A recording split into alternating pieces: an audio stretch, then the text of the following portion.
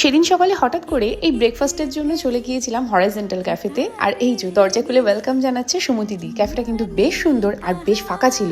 আমি আর লোভ সামলাতে না পেরে সোজা চলে গেলাম এদের অন্দরমহলে, মানে কিচেন রুম। ও মা, দেখি তো এখানে দেশি ঘি ঢালা হচ্ছে। আমি একটু লোভ সামলাতে পারিনি, কি হবে জিজ্ঞাসা করতেই বললো রাজস্থানি লাড্ডু।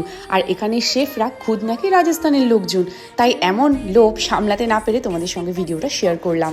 এখানে ঘিয়ের মধ্যে দেখেছো কি সুন্দর বেসন ফেটিয়ে এরকম বোঁদে তৈরি করা হয়, আর সেই বোঁদেটাই পাশে এই যে সিরাপের মধ্যে দেওয়া হলো। এটা কিন্তু চিনির সিরাপ ওরা বানিয়েছিল। আর তারপরে বোঁদেগুলোর মধ্যে দেখেছো ঝটপট করে কত সুন্দর মশলাপাতি দিয়ে হাত দিয়ে কি সুন্দরভাবে এটাকে একটা মন্ড তৈরি করলো। হাইজিন কিন্তু যথেষ্ট ভালোভাবে এখানে মেনটেন করা হয়েছে।